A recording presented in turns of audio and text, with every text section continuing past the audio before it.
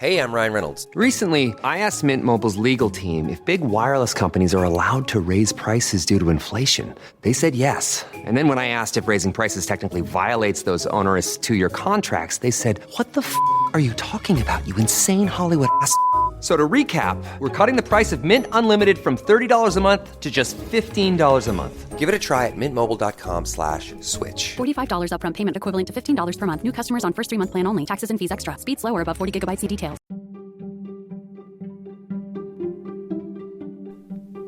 You're listening to Carbon Removal Newsroom, a weekly show about current events in the world of carbon removal, from technology and innovation to policymaking and job growth. Brought to you by Nori, the carbon removal marketplace. Hello, and welcome to this week's edition of Carbon Removal Newsroom. My name is Asa Kamer. I'm the producer of the show, and our normal host, Radhika, is not with us this week, so I'm going to be filling in. Today, we are going to be talking about carbon removal policy in the next Congress, and we had planned to talk about what the prospects are for carbon removal policy in the U.S. over the next 2 years. And things are not quite clear what the composition of the Congress is going to be. So that does complicate it a little bit. We're recording here on Thursday afternoon. But I think we have a general sense and enough to kind of lead into the conversation. And we're going to kind of talk about bipartisanship anyway. So I think that's probably where that's going to lead. So joining us this week is Savvy Bowman, Program Manager at ClearPath. Hi, Savvy. Thanks for having me. Yes, wonderful. Carly Matthews, Communication Director at the American Conservation Coalition. Hi, Carly. Hey, thanks for having me. So the last 2 years have seen a lot of advancements for carbon removal policy in terms of the federal government. The Democratic Party, when they controlled the Congress and the White House, did some of that unilaterally, and there was also some bipartisan legislation that supported carbon removal. In terms of the Democrats passing alone, there was the significant increase to the 45Q tax credit that was included in their Inflation Reduction Act. And in terms of bipartisan legislation, we also saw CDR funding in the infrastructure bill, as well as the CHIPS Act. So what can we expect from the federal government in the next 2 years? What will probably be divided government. I think most likely we can say the Republicans are going to win the House. So assuming that we have a divided government, was that going to bring more or less support for CDR? So just to start with, I would love to hear from both of you your reactions to this election from the perspective of climate and, if possible, carbon removal. Certainly not the top of the headlines, today. But when you think about climate legislation in the next couple of years and carbon removal, what does the election make you think we might be looking at in the next 2 years? So, Savvy, I'll kick it to you first. Yeah, so thank you so much for your question, and great question. While, as you currently mentioned, we don't really have a decision, we can kind of make that prediction that the Republicans are likely going to take the House. And while there's still a lot of uncertainty, what's clear is that bipartisan cooperation is going to be essential to advance any meaningful policy in the next Congress. Even in the current Congress, most of the major energy legislation that was enacted was either enacted on a bipartisan basis or contained provisions that have historically enjoyed bipartisan support. Unfortunately, technology innovation has always been a bipartisan space, so I am optimistic about carbon removal because I think it's a technology area that both parties can support. The CREST Act, or the Carbon Removal and Emission Storage Technologies Act, which was introduced by Senators Susan Collins from Maine and Maria Cantwell from Washington State, is actually a great example of how to advance carbon removal policy on a bipartisan basis. Excellent, thanks. And Carly, what do you think? Absolutely. Yeah, I'd echo everything that Savvy said. Obviously, we didn't see a red wave, and anytime there's a narrow majority, as Democrats experienced the last Congress, you have to work with the other party 9 times out of 10 if you're going to get anything done. So I'm really looking forward to seeing what bipartisan legislation can be enacted and what legislators are willing to work on together. on NBC News election night, Senator Lindsey Graham from South Carolina suggested maybe something could get done on energy. And when I think energy innovation, which to me includes CDR and R&D on carbon removal technologies. So I'm optimistic. We'll see what happens, but I'm hoping that both parties will be willing to work together. And this might be more of like a narrative thing. I don't really know how legislators actually end up thinking about it, but to me, you kind of think, if there's a narrow win, on some ways, does that suggest that voters are maybe sending a message of moderation? They're not necessarily giving a huge thumbs up to the president. They're not necessarily, going all the way with the other parties. There's some, I guess I would like to think legislators might take to heart a bit of, yeah, work together, kind of figure out some of these core issues that Americans are obviously facing, energy prices being a huge one. So, I mean, you guys are both in DC, you're very plugged in. Is that true, or is it just kind of back to the bunker, fight for everything? I'll Carly, what do you let think Carly about take a stab at that. that? Okay, go for it. Yeah, it's a good question. I mean, I think when it comes down to it, a lot of legislators really are friends across the aisle and want to work together on things. At ACC, we try our best to work across the aisle as much as possible. And we did an event, I believe it was last year, with Abigail Spanberger and Don Bacon, who are really good friends, and we're able to work on the Growing Climate Solutions Act together, which passed the Senate, but it doesn't look like it'll make it through the House this session. So I really do think that there are opportunities for legislators to really work across the aisle. I think that the best legislators we have want to do that, and politics gets in the way sometimes. But I think that a lot of folks here in Washington want to do what's right, and I think what's right is working across the aisle. Savvy, anything to add? Yeah, I think that was a really great summary. And if anything, as we see with policy movement, the bipartisan solutions are the ones that get across the finish line without any concern or heartburn later of like, is there going to be any backsliding or any issues with the policy later on? So I think bipartisanship is something we strive for as well, to have that communication across the aisle. But of course, politics sometimes, of course, gets in the way. So it's just sometimes the moment and trying to figure out how we can leverage relationships and how we can also work to get what's clean tech and what's needed through and out the door. Very cool. And they say the best climate legislation is the one that can pass. Savvy, I've got another question for you, which is that, it's kind of related to what we're talking about. Your work with ClearPath, I think with legislators, you work on some pretty esoteric and some pretty complex energy issues. I would doubt that every member of Congress is fully in the weeds on some of this stuff. In terms of carbon removal, what is their general level of familiarity, and what kind of questions are they asking? That is another really great question. And it's interesting because it varies. And it's exciting to see so many policymakers from both parties interested in carbon removal. Everyone knows that trees capture carbon dioxide, but carbon removal is still a new topic.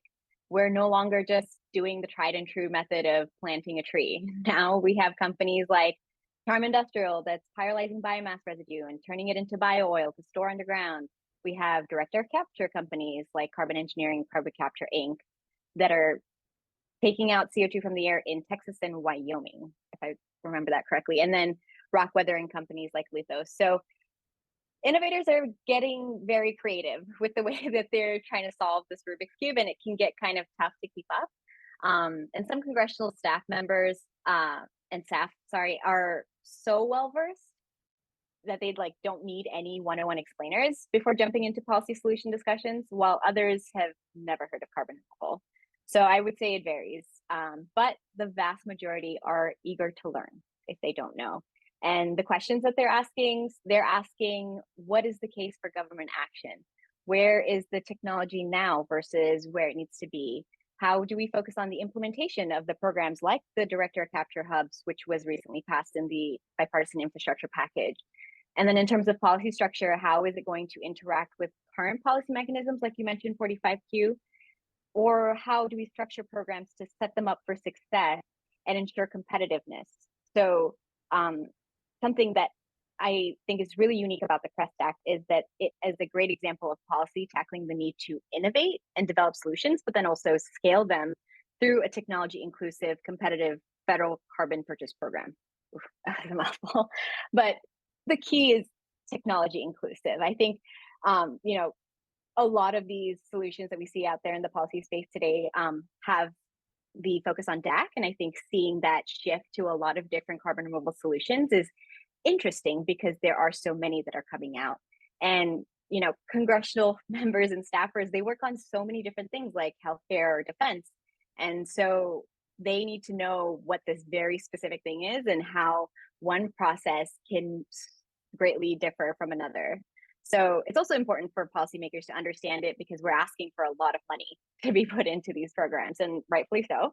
But Congress needs to know why it's important. So they look for the experts to then tell them what the technologies are and why they matter. Right. And since you mentioned it, since you're saying there are legislators who are very plugged in on carbon removal and their staffs are very knowledgeable, any that you want to shout out just for our curiosity right now? Who are there any that are really that are really in the weeds on this? Well, gosh, I have to say that Molly Ryan at Senator Senator Collins's office is super plugged in. When we were going in and we were working with her on the CREST Act and we helped sort of develop some of the text behind it, she was so plugged in on the technologies themselves and was rather more focused on does this policy make sense? And that was so interesting of a conversation rather than actually having to spend the time talking through a 101 on carbon removal. So Wow, that's amazing. Yeah, and it speaks to how fast this issue is getting attention, that there's senators, staffers who are that plugged in. So that's really cool. Carly, I want to kick it back to you here. So the ACC, the organization you're with, it's a leading right of center environmental organization. And do you get the sense there's a lot of interest in carbon removal among Republicans? I mean, we just heard about Susan Collins' office, but is there legislation they might be interested in now that they probably control the House along with the Democrats controlling other parts of government? Sure. Yeah, I think that carbon removal generally is definitely really top of mind for both elected Republicans, but also conservative climate advocates. Technological innovation has always been kind of at the heart of what a conservative climate approach is. So I think that carbon removal technologies fit really nicely into that. But I think we're also seeing some kind of enthusiasm perhaps for natural climate solutions and even natural carbon sequestration. I know Savvy said, we're beyond the point where it's just as simple as planting a tree, but there is some enthusiasm for doing just that, planting trees and restoring ecosystems. So some legislation that comes to mind for me on that is the Trillion Trees Act. I mentioned the Growing Climate Solutions Act, which has a kind of agricultural focus. As far as technologies go, I think that Frank Lucas has a bill. It's called the Securing American Leadership in Science and Technology Act. And that really works on kind of the research side of what carbon sequestration technologies can do and what they can be. So I think there's a lot of enthusiasm. I actually think this is not only a really bipartisan topic, but it's also something that Republicans bring, kind of some real enthusiasm, real willingness to come to the table on. Yeah, I mean, that does really make sense, especially when you consider, there are some solutions that will require expertise from oil and gas industry and take place, like Savvy was saying, in a place like Texas or Oklahoma or Wyoming. Wyoming's leading the way in a lot of ways in terms of state preparedness for carbon sequestration. So, it definitely seems like a natural fit. Just to go off of what you're saying about the natural solutions, you've written about this, and you have a piece that was titled "The Urban-Rural Climate Divide Should Be Bridged by Nature," which is a very nice headline. And can you tell us what you meant by that and what type of carbon removal approaches we're talking about? And, the thing that interests me, and this is something we've talked about with your colleague Chris a lot, is, carbon removal will imply investment. And so if it's taking place in rural areas, theoretically, this is something that would be, a boon to people who live there, be it in the form of jobs or whatever. So, I mean, what does that look like to you, this climate divide being bridged by nature? Can you tell us about that? Sure, yeah. So I'm glad you brought this up. It was definitely one of my favorite pieces I've written. Just for some background, I grew up in really rural Pennsylvania, and climate wasn't really a topic that we talked about at all, but agriculture and environmental stewardship absolutely were. So when I started working for ACC, now I live in, I don't want to call it the concrete jungle, but I live in a city now. I live in DC. So I kind of saw this like divide of how rural folks think about climate and the environment, but then how people in urban areas think about it. And I realized that in both situations, I wanted to be surrounded by green space and trees. And it didn't matter if I was in DC or if I was back home in Pennsylvania. So kind of the idea of this piece is that natural climate solutions are really kind of that bridge of climate action that both rural and urban people can really get behind, right? In urban areas, you kind of crave green space, kind of break up the asphalt and the concrete, and actually it has some kind of co-benefits, not related to climate per se, but kind of lowering on-ground temperatures, improving air quality, things like that. And then in rural areas, you're always thinking about stewardship and making sure soil quality is high so that agricultural practices are successful and bountiful. So natural climate solutions are by no means kind of a silver bullet, but I think that engaging in sustainable and regenerative agriculture is really kind of the gateway to climate action for rural communities. Reforestation, proper forest management, those things are common sense conservation tactics, but they're also climate action, and that was kind of the idea of the piece. Very cool. So, Savvy, I'm going to do a bit of a 180 here and go from natural solutions to technical solutions and talk about direct air capture. The bipartisan infrastructure bill from a couple of years ago, as you mentioned, had $3.5 billion for DAC hubs. That's now in the implementation phase through the Department of Energy. So do you think the next Congress is going to continue to support DAC? You kind of touched on this a little bit, but either through funding or sort of focused implementation of, the DAC hubs, or are there other issues in terms of research or tax credits that DAC needs? Because as all the projections show, it needs to scale really fast to have an impact. So do you think Congress is going to continue to look at that specific technology? Yes, but the conversation is evolving even beyond DAC. Like I mentioned before, DAC is a wonderful solution because it has all the traits of high quality removal that folks are looking for. It's additional, it's measurable, it's durable, but policymakers don't want to pick winners. They want a level playing field for carbon removal solutions to compete based on those qualities and understanding what qualities we're even looking for, generally speaking, because I think the conversation within the CDR community is various, like it varies from person to person. So getting that sort of understanding is also really critical. And innovators are focused on scaling their solutions to meet that gigaton goal, which seems far away. 10 gigatons annually by 2050. It's like almost like this amorphous idea, but there are steps that we need to take in the interim and areas to tackle next. I would say our implementation of the programs that I mentioned, or DAC hubs particularly, permitting, and scaling the technology while supporting the early stage R&D. So on the implementation side, we've got the support now, but the Department of Energy, the Office of Technology Transitions, actually, in partnership with the Office of Fossil Energy and Carbon Management, just recently, I think on Monday, issued a notice of intent to issue a lab call on carbon dioxide removal, measurement, reporting, and verification best practices and capabilities. So experts should be engaging with these opportunities at DOE or even other federal agencies to provide their insights on how to measure net removals, improve the data modeling transparency, and develop the best practices and protocols for the processes, because we are literally laying the groundwork now, and this is a really unique opportunity. So that engagement is really critical. And then on the permitting and storage, permitting side, storage and infrastructure are going to be huge. We're going to, as soon as we start capturing all the CO2, we're going to need to put it somewhere, and we're going to need to transport it. And right now, if we look at states with primacy for Class 6 injection, there's only 2 states. And just so you know, primacy is the ability for the state to process the permit rather than the federal EPA. And that's North Dakota right now and Wyoming that have primacy capability, which is why it's no brainer that like Carbon Capture Inc. put their project in Wyoming.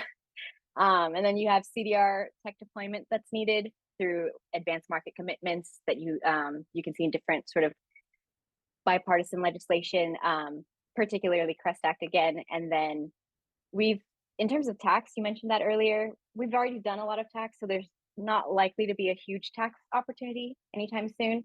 But I think the last thing I would say is supporting the research development piece as well. CDR is all over the map. You have solutions that are ready to go, but you also have solutions that need further testing. So supporting that as we continue to develop is still going to be needed. Great. And just in terms of the Class 6 well issue and the primacy, I've heard that there's like 2 Class 6 wells that are functional right now in the country or something like that. And, it's a very long process to get, to apply to be able to use it and all this. And is that a bottleneck to scaling up DAC? And is that something that you think could realistically be addressed on a bipartisan way? Or is there some aspect of politics that is making it, sort of a bottleneck? Or is that something that could be fixed easily? Or what's going on with that issue? Yeah, thanks. Yeah, that's a great question. And also, I don't think people necessarily think of this too much because it's kind of like, oh, it's in the future. We're building DAC right now. We're focused on scaling up. And to be fair, we're not even in the gigaton scale zone of capture. We're still capturing in the hundreds of tons, metric tons area. So in terms of the urgency, no, it's not there. But as soon as you start capturing too much CO2 to actually have on site, you need to put it somewhere. And that's where it's going to come into play. And especially with all these huge climate targets that a bunch of folks are putting forward to meet, you're going to need, if these purchase commitments are met and the deliverables in terms of the purchase CO2 start getting rolled out, then you're going to need that capacity for storage. And I think permitting is a particularly bipartisan space. I think you're going to get interest from Republicans who want to make sure that there's opportunity to store a lot of this.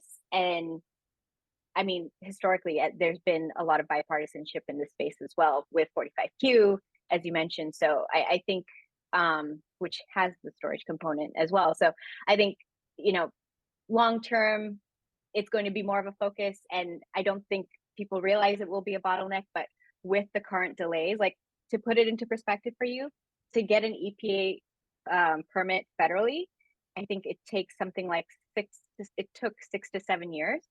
And then if you wanted to get like a state permit, it's like 6 to 9 months, I believe. But don't quote me on those numbers. That's what I think I remember from reading documents. And that probably brings with it a whole host of issues with investment too. I mean, companies are probably struggling might struggle to raise money if they have to tell their investors, yeah, maybe in 7 years we'll get approved and we can do what we say we're going to do. But maybe that's another story. So, thinking about the next 2 years, thinking about where we're headed here for climate legislation, carbon removal. Carly, you mentioned the Growing Climate Solutions Act.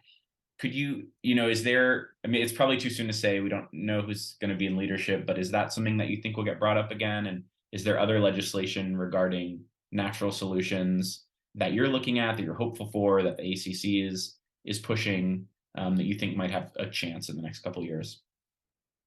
Sure. Yeah, I think GCSA certainly should be reintroduced next Congress. I mean, it made it through the Senate with, I believe, 92 yes votes. Wow. So, I mean, that's pretty stunning. I mean, I think the only times we see majorities like that are for like post office namings. So it really is a shame that it didn't make it through the House. But we'd love to see that reintroduced. I think this will be the third Congress that the Trillion Trees Act is reintroduced. And then kind of related to that, the Save Our Sequoias Act is something that Republicans have been working on, specifically Leader McCarthy and Representative David Valadao in California, to really protect those sequoia forests, but also make sure that they're properly managed so that if and when fires do break out, those trees aren't threatened by, brush and other trees that are dying or dead, just kind of laying around ready to be set aflame. So those are some things we're looking at. As far as blue carbon goes, Senator Murkowski and Representative Brian Mast have both introduced the blue carbon for Our Planet Act. So that's something that we're watching as well. Blue carbon has kind of a wealth of opportunities. We don't even really know its capability yet. So that's definitely something that we're thinking about. Wow, that's cool. So you have Republican legislators talking about sustainable agriculture, talking about old growth forests, talking about blue carbon. I mean, not to insert my own opinion, but this is the kind of things I would love to hear them talking about more. And I know that's what you're working on, trying to get them to push them on that. And to the push, I do want to hear a little bit more about the Growing Climate Solutions Act. Can you tell us why it wasn't able to pass the House? I mean, who's holding it up? I'd have to assume some Democrats if it was Democratic House. So what's going on there? Yeah, so it's a little complicated what's going on in the House. There's definitely opposition from elected Democrats, but also some environmental groups, because the Growing Climate Solutions Act is not a silver bullet solution. It's a small bill. I think it sounds weird saying this is small, but it's only like a couple $1 million of spending. So, in the scheme of the federal government, that's tiny. But the idea of carbon markets can be pretty controversial with some environmental groups. They see it as, kind of opening the door to fossil fuels. We, of course, at ACC disagree with that and think that, natural solutions, carbon markets are an important piece of the puzzle. But it was just kind of held up in the House Agricultural Committee. There was some opposition too from Republicans who are a little worried about, kind of the so-called slippery slope of pricing carbon. So it definitely took some heat from both sides, and we're hoping that next Congress that could be resolved. Very cool. We'll have to get an update from Chris or yourself about that, because that's one we've been following too.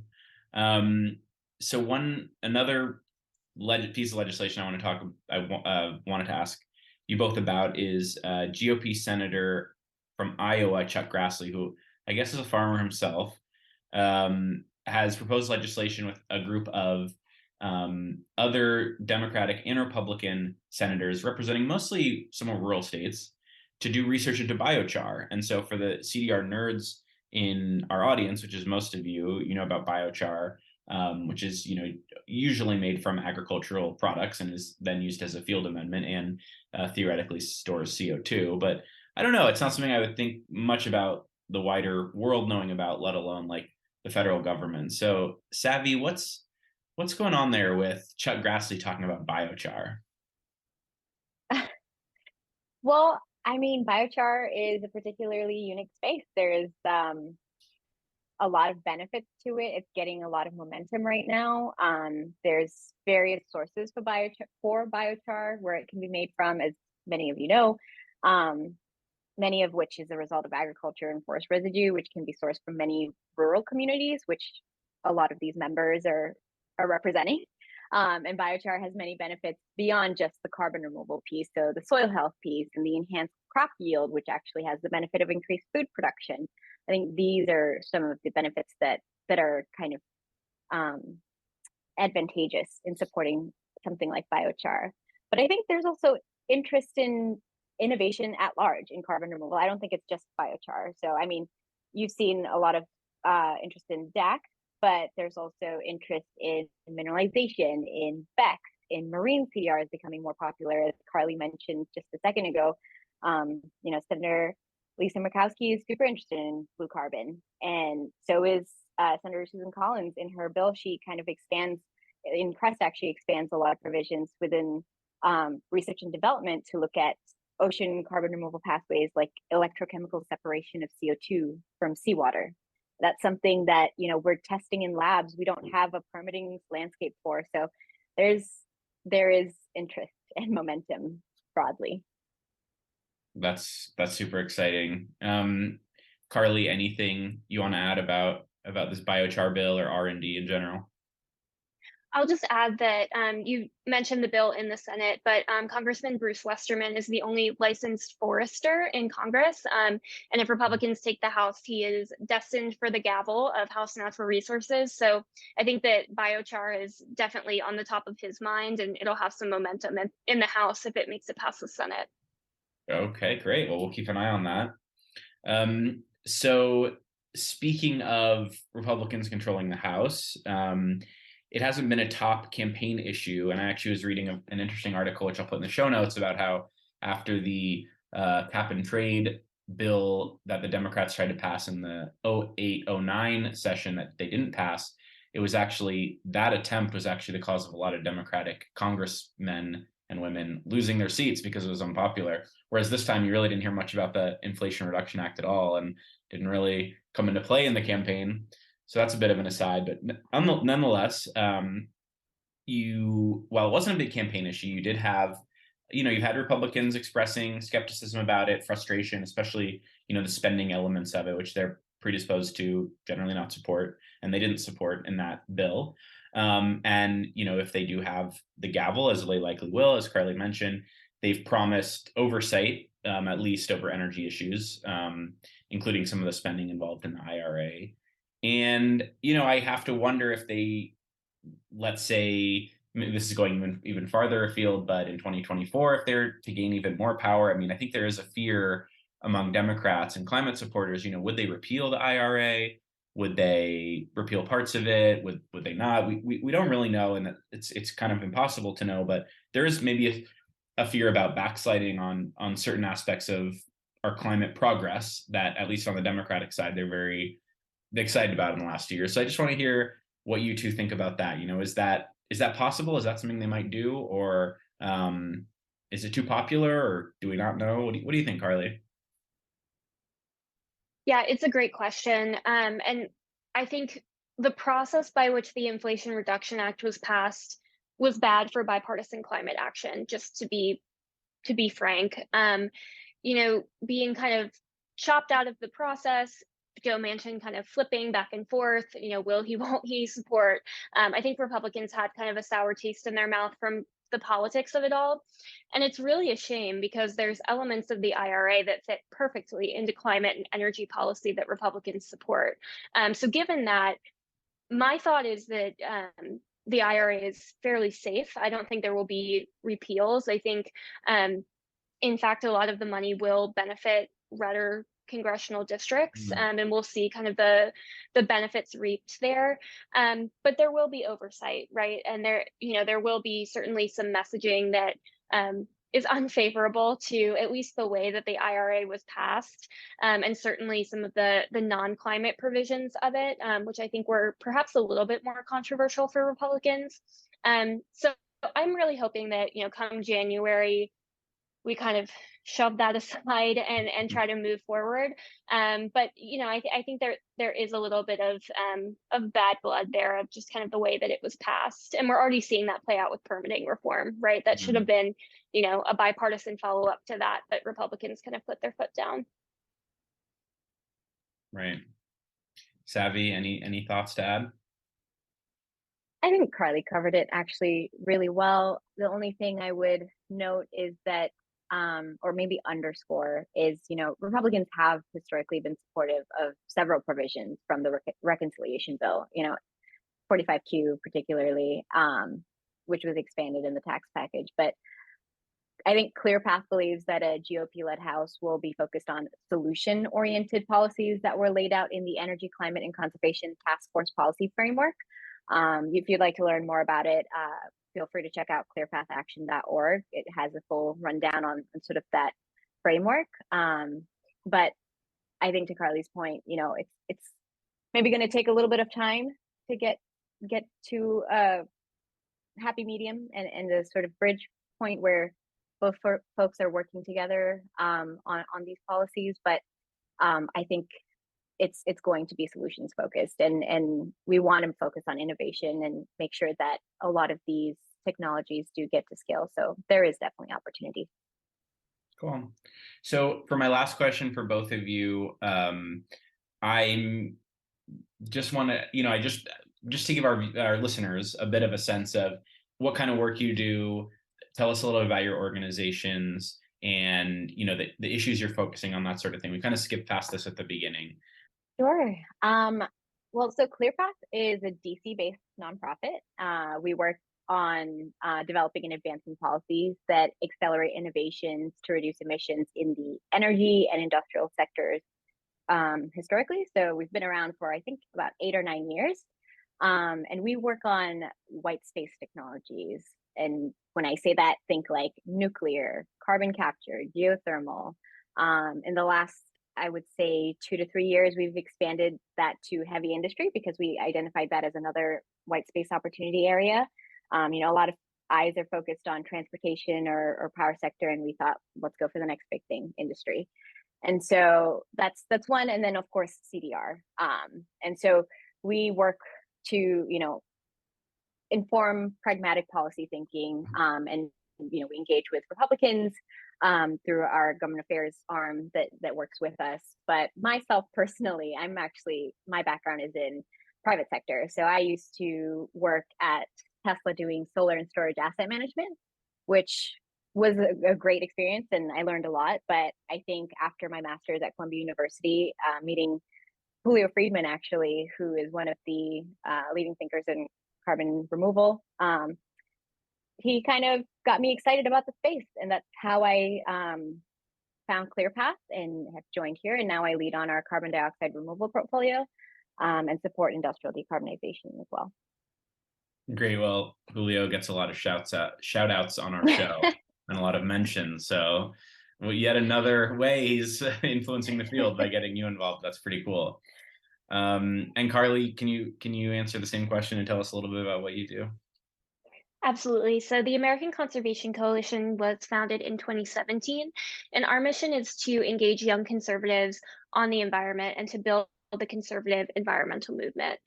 So we're a grassroots organization. We have branches of activists across the country, but we also have full-time staff, of which I am one.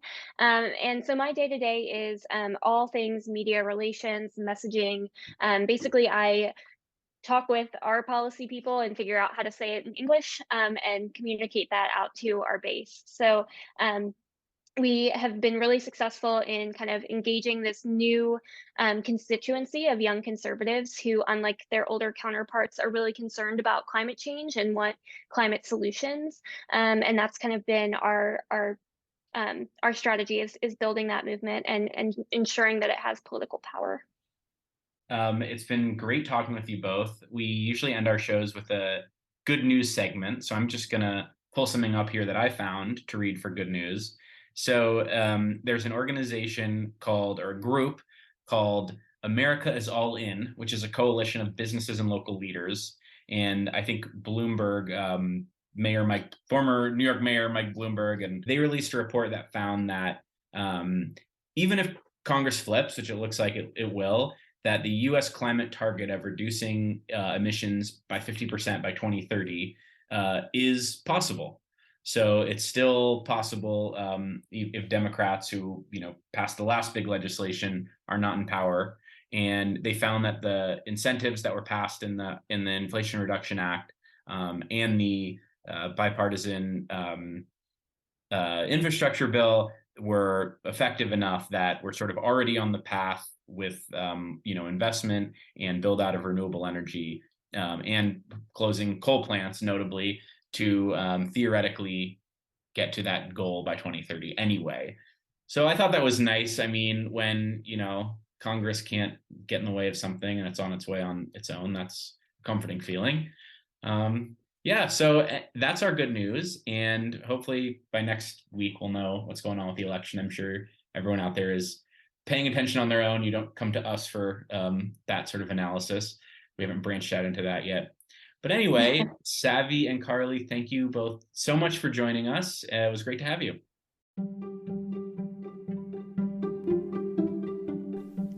Thanks so much for listening to Carbon Removal Newsroom. If you like the show, the best way you can help us is by giving us a great rating and review in Apple Podcasts, following the show on Spotify, and by sharing the show on social media.